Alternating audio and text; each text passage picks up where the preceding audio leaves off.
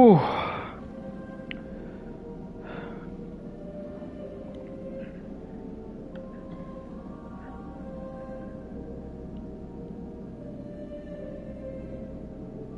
This nigga Ghost is just on a Discord call with a bunch of niggas. That's so random.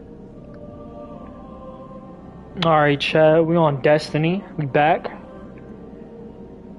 I put it on my PS5 so that maybe it will load faster, but I don't know if it's really going to make a difference. I think it is loading faster, to be honest.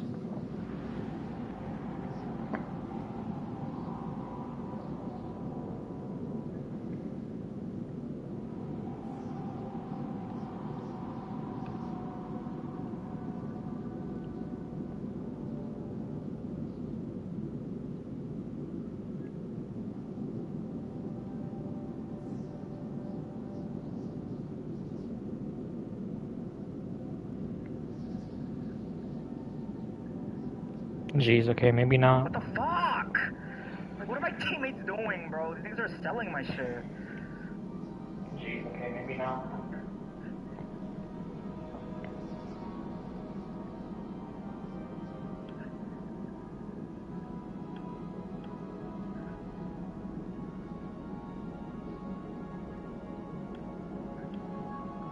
He treated his staff. As one of his former understudies, Mario Batali, put it, Marco was the very first to become famous for treating his team with a humiliating lack of respect. I expect results, and if somebody... Damn, bruh. This shit is not loading me in. There you go. Because at the end of the day, it's my name above the door, and if the customer writes special content, Fuck, it's cause like 20 people are loading in right there. The hell?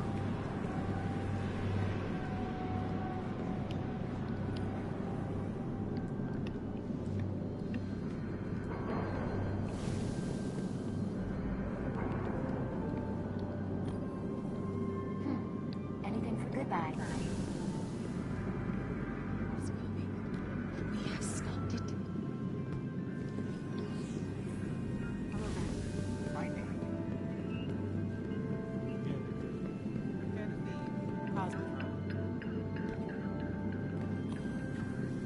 Let us help you, Guardian. Well done, Guardian. Chill!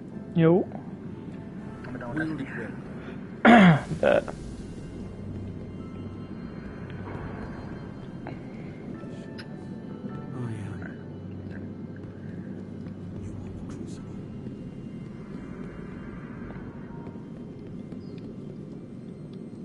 Wait, what am I supposed to do now? Oh. Special mission. Wait. What the hell? Okay.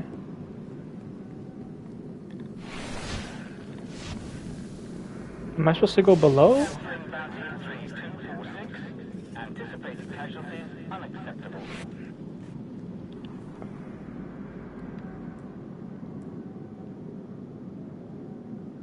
Oh, okay, I see.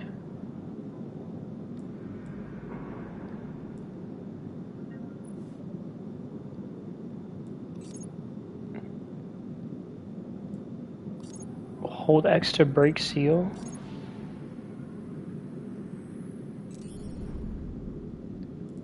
Okay.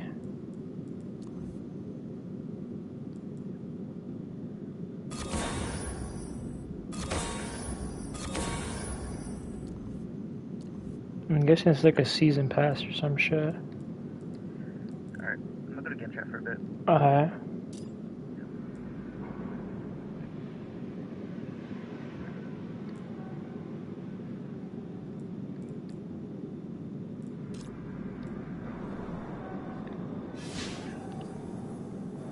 Oh wait.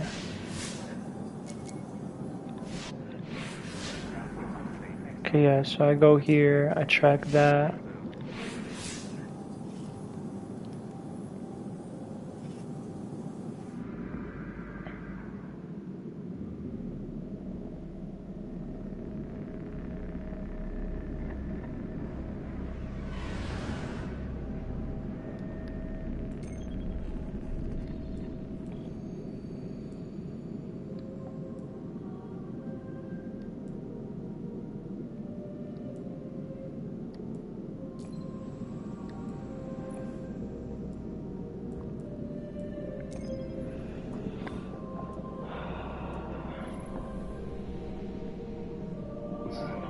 Marco would yell at his team, loudly and often. Sometimes, if he was really mad, he might even chuck a pan or a pot their way.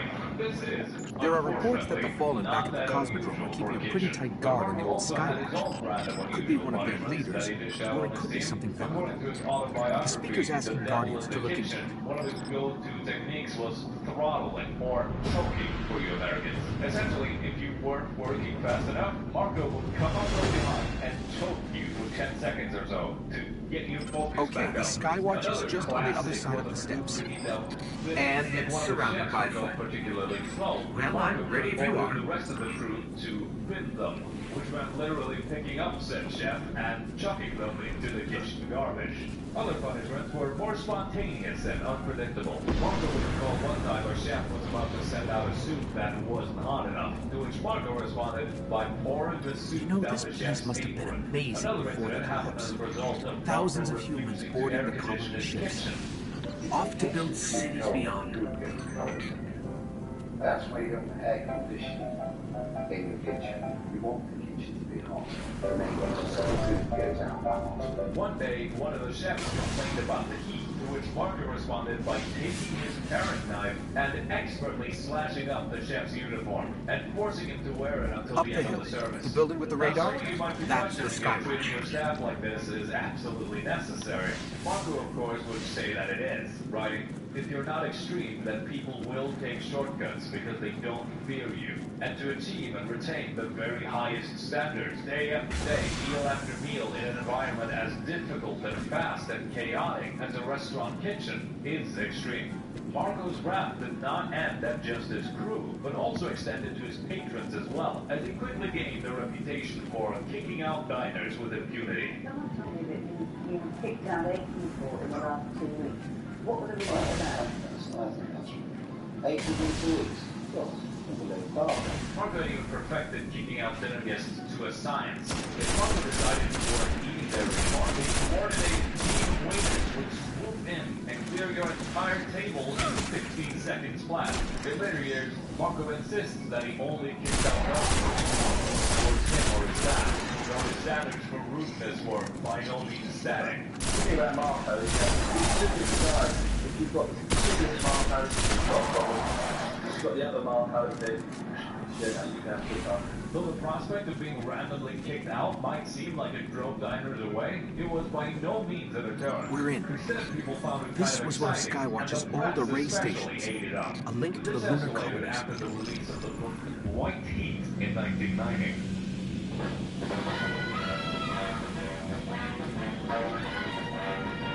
Dead end.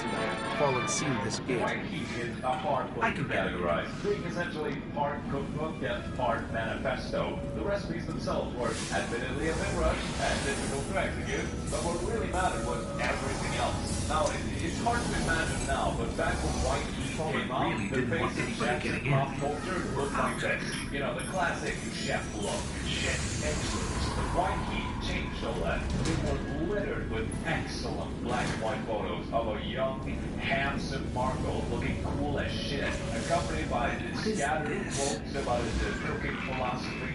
Lots of emotion ahead. I've got a bad feeling about this.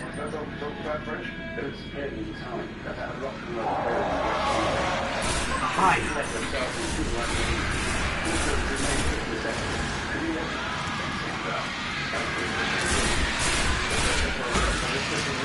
Holy fucking shit.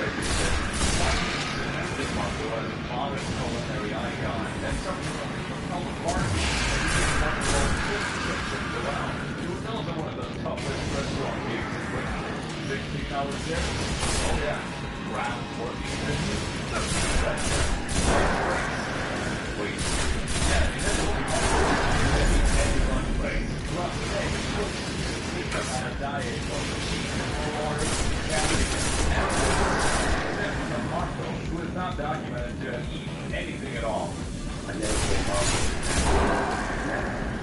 Sometimes if the diners did not finish their food, the waiters would sneak off and eat the scraps themselves before returning the plates to the kitchen. It wasn't unheard of for chefs to collapse mid-service, and the first to was the hardest ball themselves. Now, the problem with working yourself to death is that eventually you want actually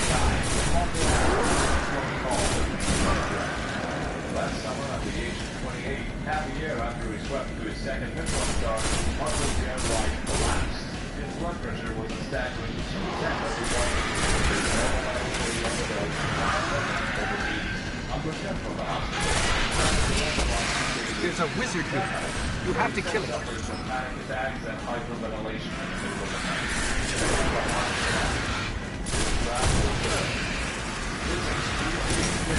Ensured that Marco saw results of Harvey's email. First missile star within a year, followed by second star shortly after. As a matter of fact, the past Harvey's had an absolute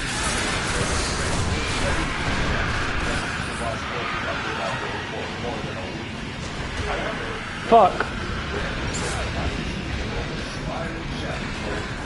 No, I actually died? What the fuck?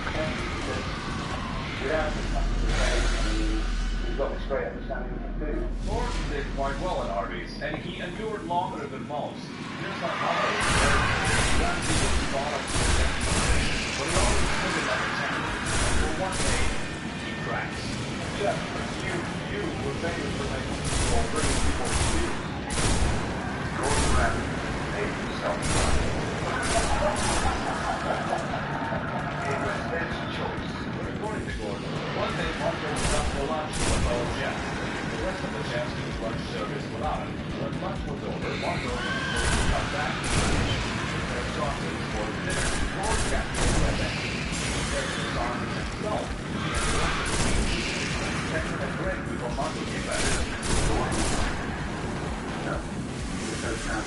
There's a wizard here. You have to kill him. When Marco discovered that Gordon had made the sausage for him, he flipped his shit. The cooks who were unfortunate enough to be in the kitchen at the time found themselves directly in the fire line. Quickly down to whatever hiding place. Forgot to put on my fan. Marco flung pots and pans to the wild abandon. When he ran out of pot control, he threw the first on himself, flinging them all across the kitchen floor. The next thing I knew, Gordon was out in the corner, holding his head in his hands, with tears rolling down his cheeks. He was saying things like, I don't care what you do to me. I don't care. Gordon talks further about working on Marco all the biography, Humble Pie.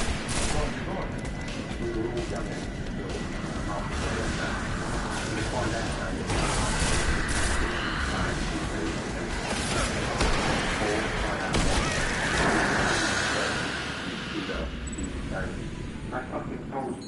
The Hive haven't been on Earth in centuries. Darkness could be a lot closer than we think. We should probably get moving.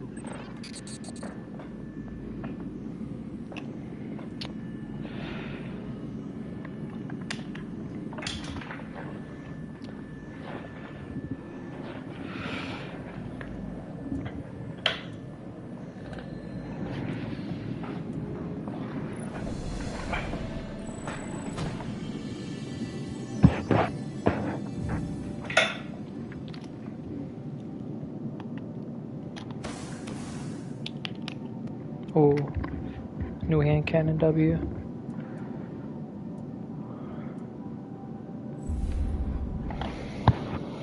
I have to be up at 7 in the morning. Get up at 6 a.m.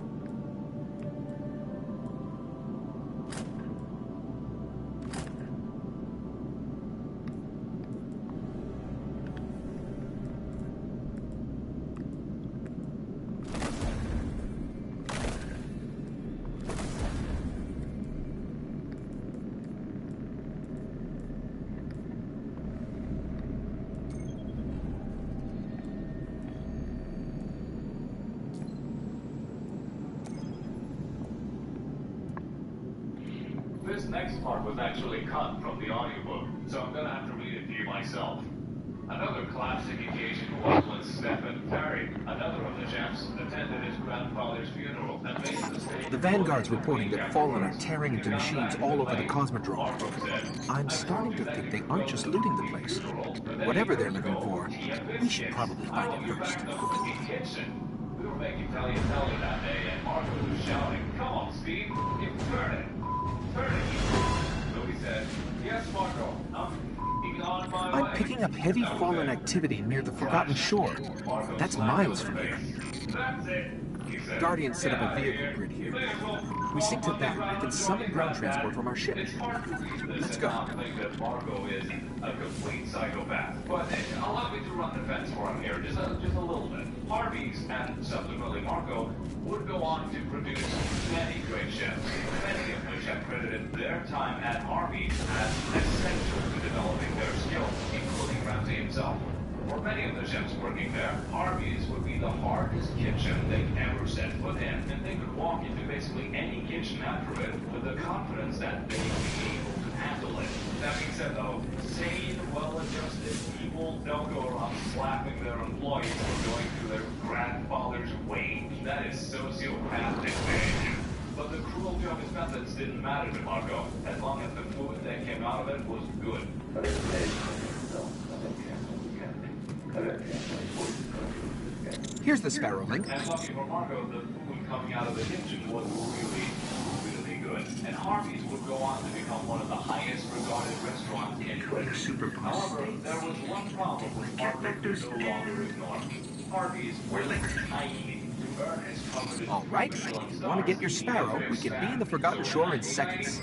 Left Harvey's and opened the restaurant Marco Pierre White at the Hyde Park Hotel. The extra space allowed him to double his staff capacity and expand his menu. And so, with everything set in place for a 3-star victory, there wasn't really anything left to do other than to grind at it. People who work there, they would ask me about you. I said, I hope you never ask. Because without people, you're not having a $1,000 and you get what you do that. And after pushing himself and his crew for years, it finally paid off.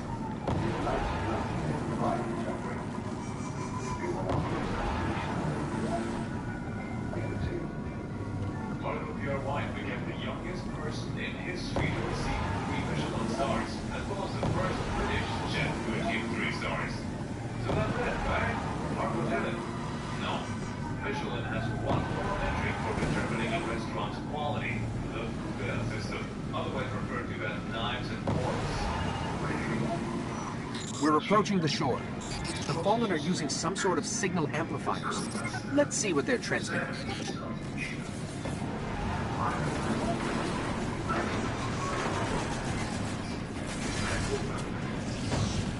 These were not awarded based on the quality of the food, but rather on the comfort, decor, and service of the restaurant. To get that coveted in 5 forks, Marco needed to make some changes. He decided to stop working for more luxurious venues. Give me a second. He expanded the wine list considerably. Other restaurants might have kind of distorted signal, not Fallen. Check the other one. 100.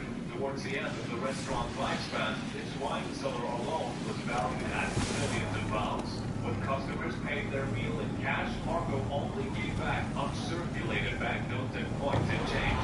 Every morning, Marco and his crew would close 36 tickets, collect the juices, the brilliant chicken and then take the extracted chicken juice and add it to other chicken dishes to choose the most.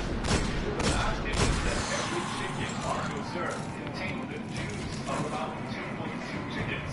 The point I'm getting to is that Marco was obsessed with making his restaurant the absolute best in Britain, if not the world. But The same transmission. The next 3 years, we pushed to be. They're both linked to something in Skywatch. Let's check it out. We won our 3 stars, 5, red knives, I believe I find 3.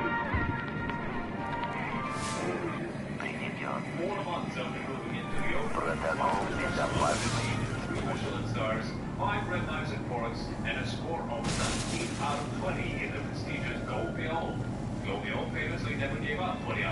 course, because perfection is impossible. Marco has now completely proven himself as one of the greatest perfectionists.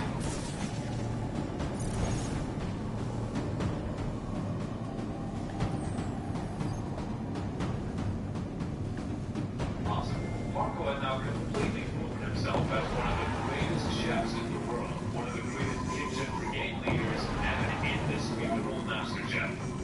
So, now what?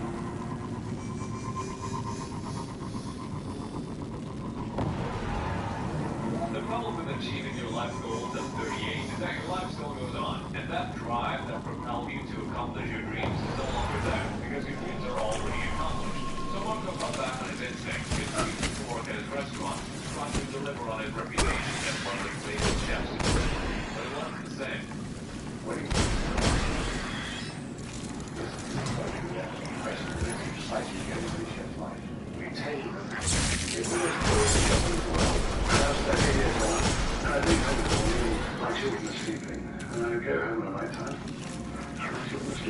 My first option was to continue to be a world educated, working 6 days a week, not seeing my children.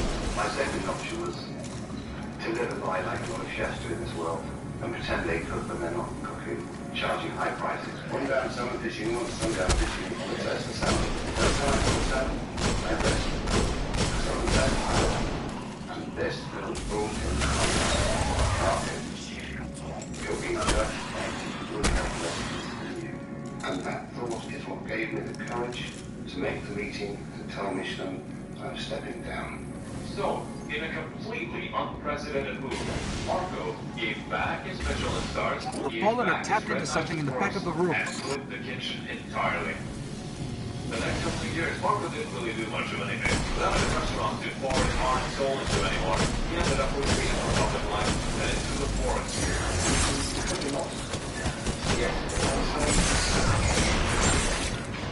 And I did exactly what I did when I was 6. Cursing my mother died. And I turned to Mother Nature. She was my surrogate mother. She looked after me.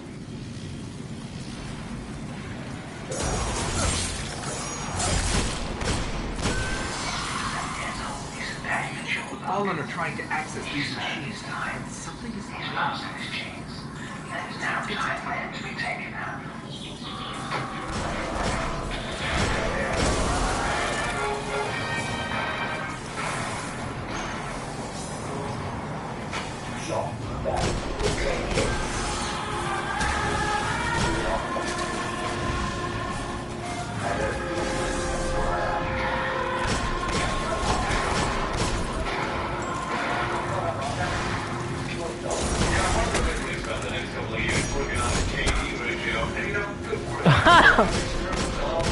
Take things slow and actually think his life over. And if he was interviewing you after he retired, he's way more mellow and collected.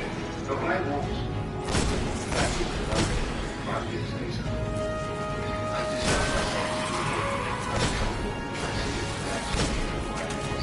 But his passion for the kitchen was long gone, and Marco had no interest in putting himself behind the stovetop again. keep cooking on. Until one day, something would compel him to come out of retirement. Reality TV. Then you went to TV. What was that like? What was the thought behind that? Were you approached to do it? TV is the most boring job. But this salvation came with its own set of problems, because Marco already had an established reputation with the British public, both for being one of the greatest chefs in British history, and for being a complete bastard. So he needed some help to rebrand his public image into one that better suited the Marco of today. Yeah. Yeah. Nice. The colors look good. Oh yeah, absolutely.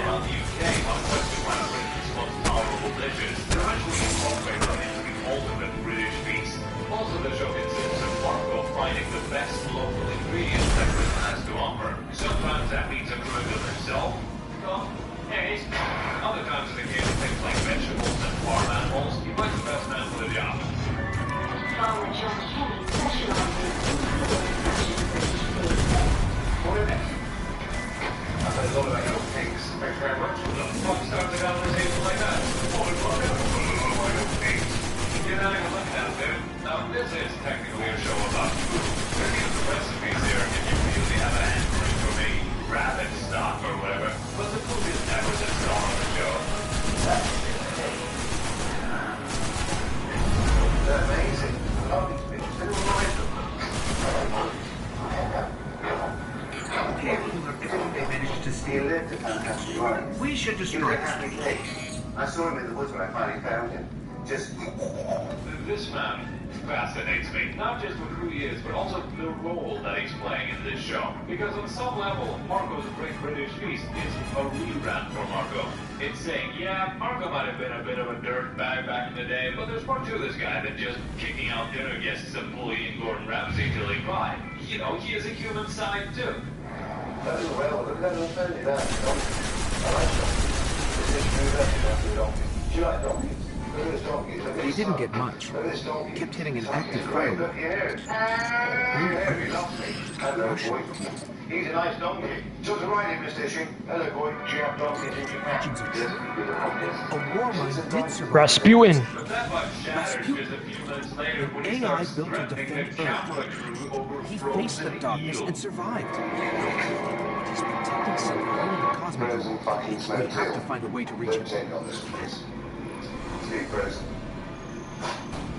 I don't want to be filmed. Do you understand? Do you not push me? I don't think you understand what I am. I control myself very well. So this whole show feels less like I'm watching a lovable British oaf trying to make a nice meal, and more like I'm watching a retired Bond villain trying to reintegrate himself into society. But it's too easy to put your way through life. I'm just thinking, it is England, Britain on a plane. They had that choice. But now we're moving into another world, and that world is the world of puddings. And this is where I will step in and make my decision. I mean, the thing you gotta keep in mind with Marco is that he spent his whole youth chained to a stovetop, and while that made him a god in the kitchen, it absolutely dumpstered his social development. And the only world that I felt comfortable with was in the kitchen. Because it was the rules. It was the world that I grew up in. Outside that kitchen, I was quite socially net. So whenever he steps outside a restaurant, he is visibly uncomfortable. I very rarely step out of my own environment. It's the way I am. This scene here, where he goes to the supermarket, is my favorite. It's like he doesn't know how to behave himself. He starts directing foot traffic and shit. He walks up to random people to give them lectures about mustard. But see, this is great. Do you like this? Oh, I love mustard. It's the best mustard in the world. Supermarkets, you can't sort of poo-poo them. You'll look at them for what they are. They're convenient. You can buy most things. I know what a supermarket is, Marco. See, if you smell your fruit, when you're buying fruit, fresh fruit, you should always smell it. If it doesn't smell of pineapple, it doesn't taste of pineapple. If it doesn't taste of orange, if it doesn't smell of orange, it doesn't smell. Do you have a quick smell? You smell orange? There was a Marco, time you can't go up to random people. when we were much more powerful. But that was long ago. The speaker. Until it wakes and finds its voice. Yo, he dropped the hardest I bar am of the all one time, who bro. speaks for the traveler. You must have Devotion no end of questions. leads. I forgot what the fuck he said. He just told that bro to kill In its himself. dying Like, oh my moments, god. I'm gonna look the it up right now. traveler created the ghosts to seek out those who can wield its light as a weapon. Guardians to protect us and do what the traveler itself no longer can. What happened to it? I could tell you of the great battle centuries ago. How the traveler was crippled. I could tell you of the power of the darkness, its ancient enemy. There are many tales told throughout the city to frighten children. Lately, those tales have stopped. Now, The children are frightened anyway. I just realized that that is my face. The I'm an darkness EXO. is coming back. We will not survive it this time. Its armies surround us. The Fallen are just the beginning. What can I do? You must push back the darkness. Guardians are fighting on Earth and beyond. Join them. Your ghost will guide you. I only hope he chose wisely.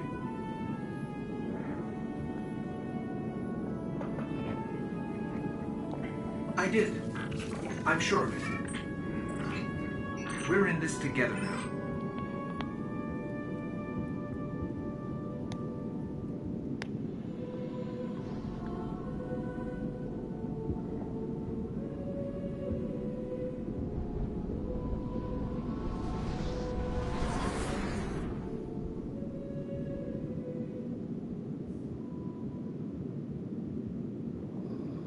Such power and immortality. Devotion. Self-sacrifice. Death. Death. Explain.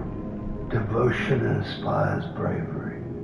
Bravery inspires sacrifice. Sacrifice leads to death. So, feel free to kill yourself.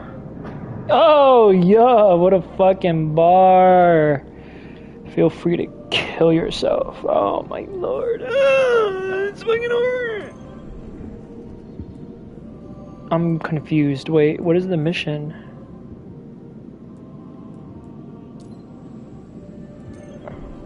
What is it tracking here? Speak to Zavala.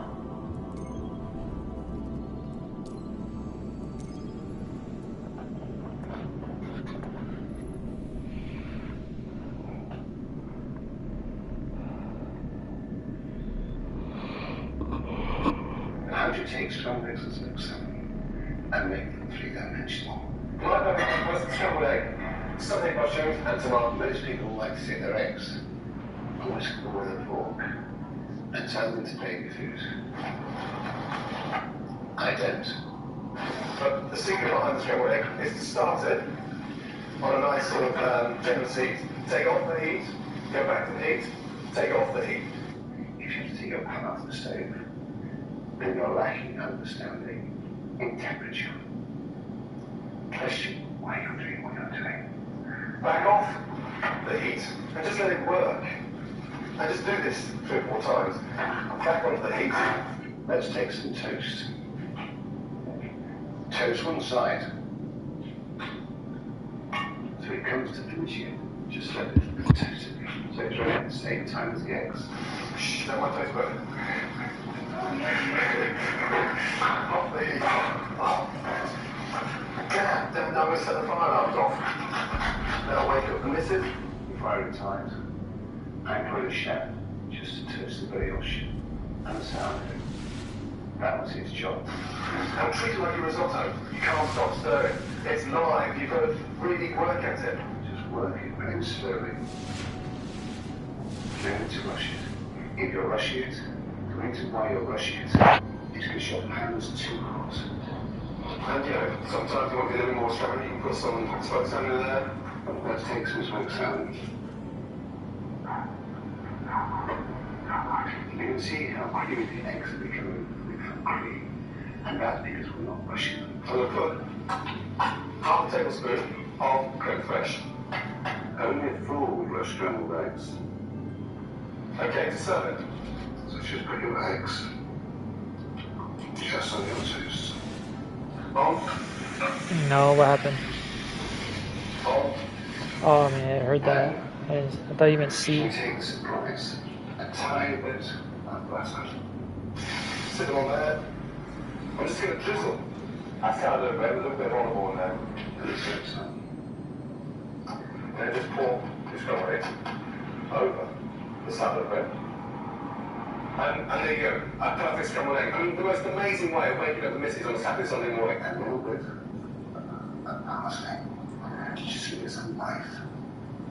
Well, when you eat it, you get toast, egg, and smoked salmon. And it will taste you.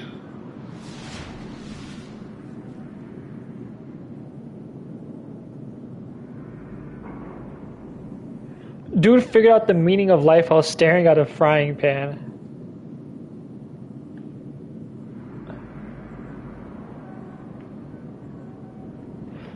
I did not tell him to rush the scrambled eggs. That was his choice. Checking for bounties, guard. Checking log. Confirming.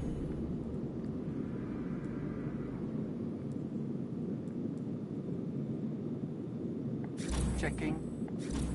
Acknowledged. Thank you.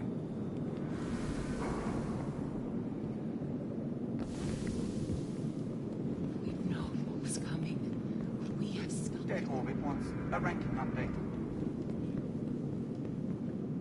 What do you need? What is it, Cody?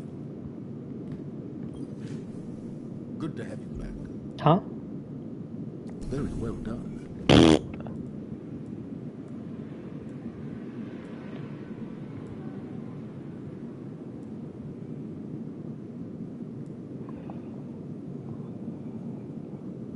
Grenade hits restore melee energy. What the fuck?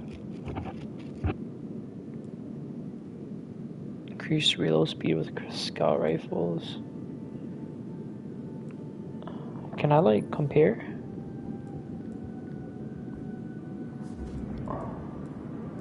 I think my weakest piece is my head. But I don't like that sub thingy on whatever, they all suck. It's not that big of a deal. You have your orders. Travelers left.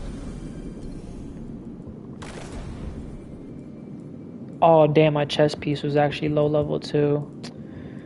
It's alright.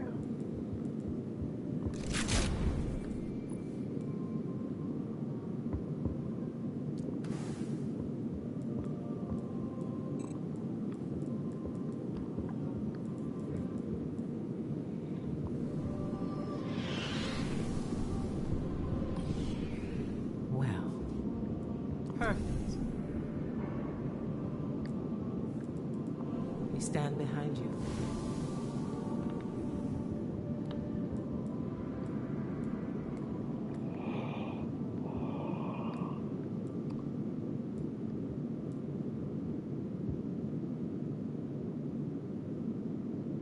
Is this a DLC mission? I'm confused. I don't know what's like main mission.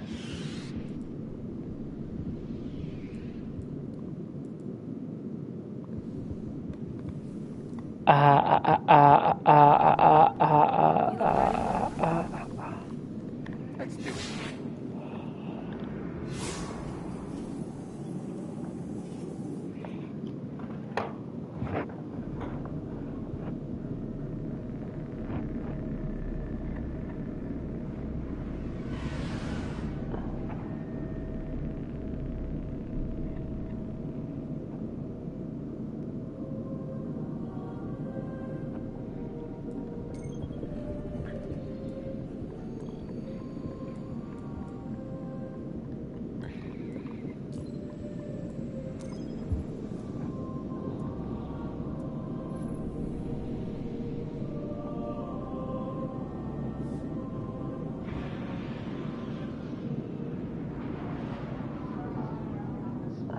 There's reports a team of Guardians went dark near the old Skywatch. They were running a mission for Dead Orbit, had codes to a hidden array that could reconnect us to the other colonies in the system. If we can find their ghosts, maybe we can open that array.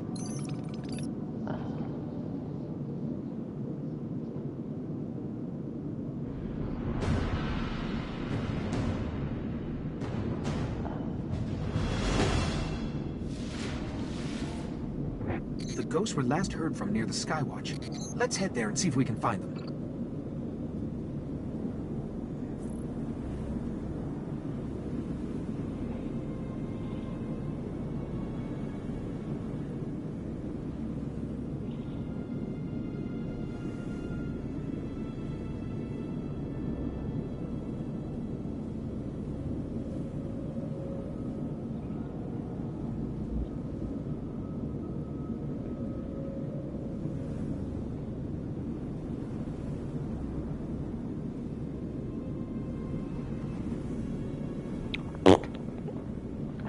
important. Alright. Auto rifle.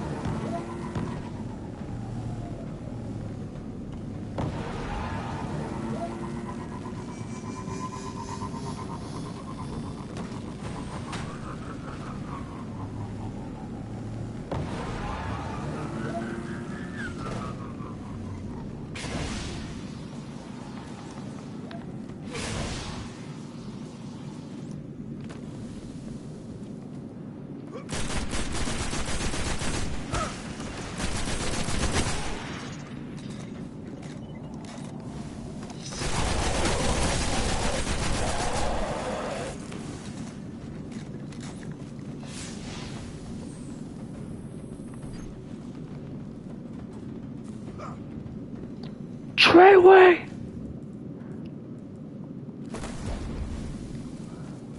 We're heading back through that hive breeding ground. The Vanguard say they're spilling onto the surface now, keeping the Fallen busy.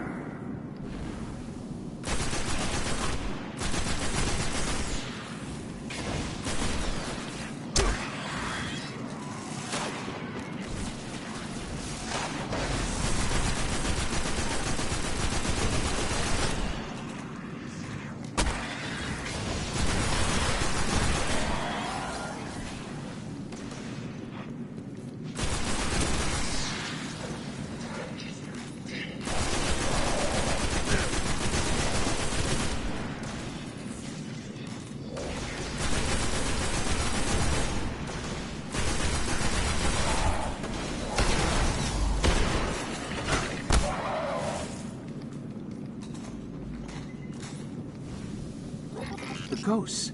They're in a clearing between buildings not far from here.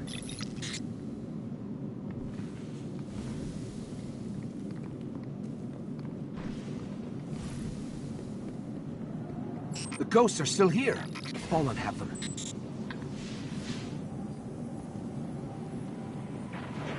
Where am I supposed to go?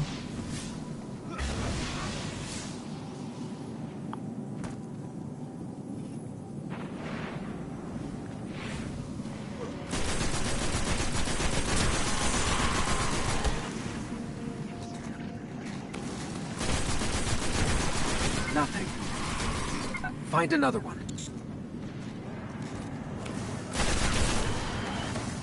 This one still holds the codes. Let's find the array.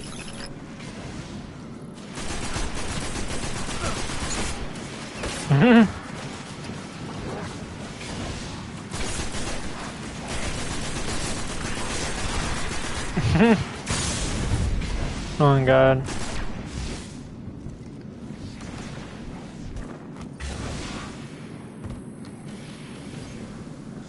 Right, yeah, you're just saying the age is like, you know. Well, I'm at least 21, so the fuck.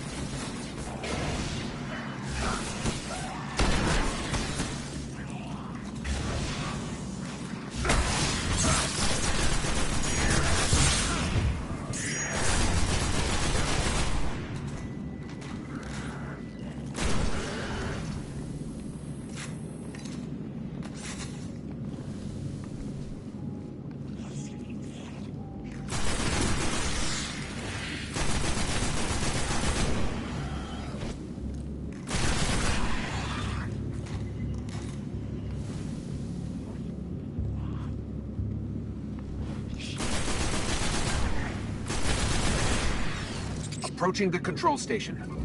This is it.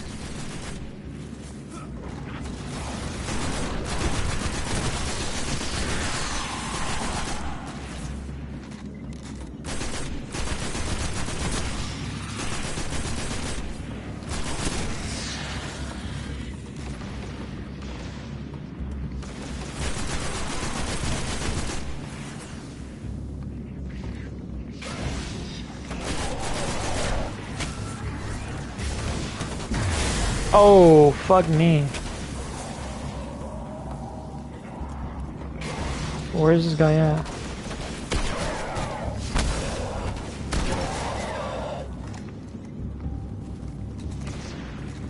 I'm talking about in it.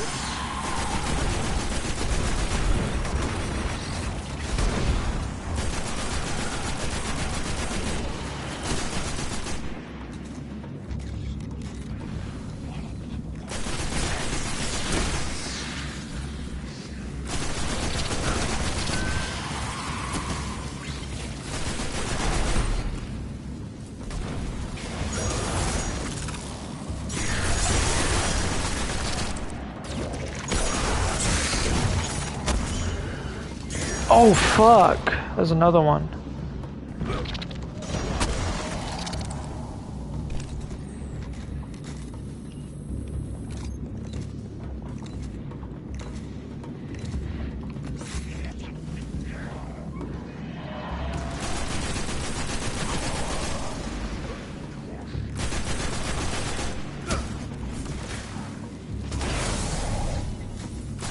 There's the controls. I'll see if these codes still work.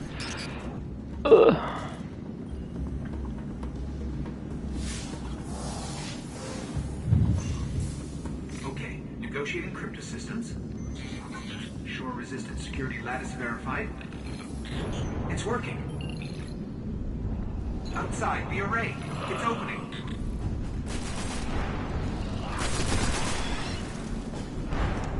Amazing, it's activating.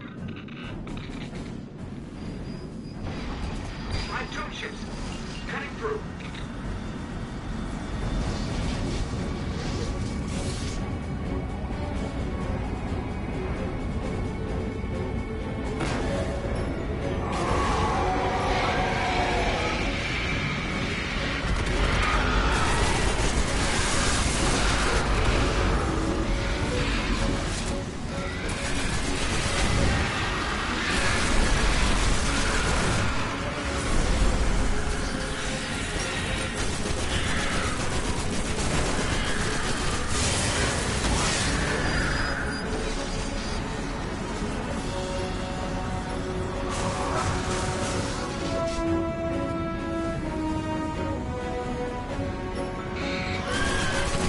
Wow, going to smoke a J without me?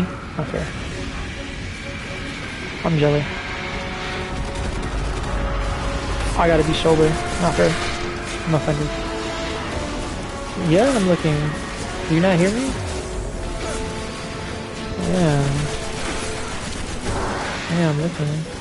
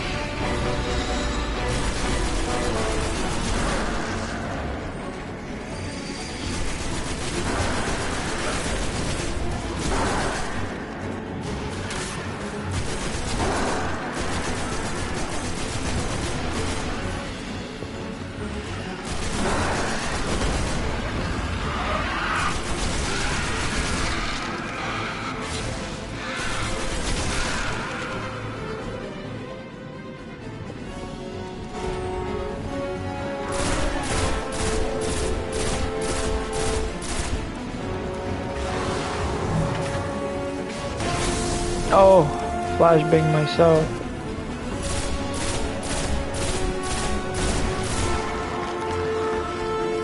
I think we're clear. You need to see this.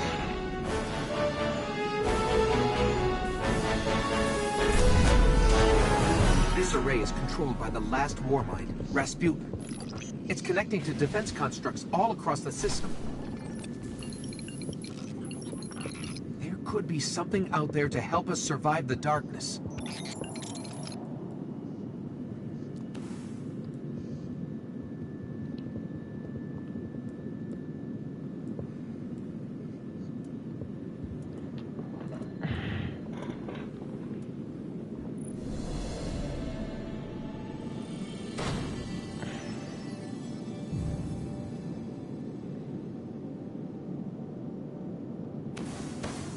Oh, a sniper.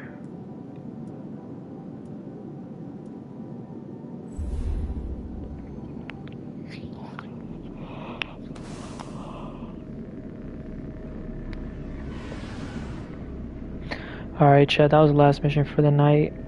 I gotta go to bed.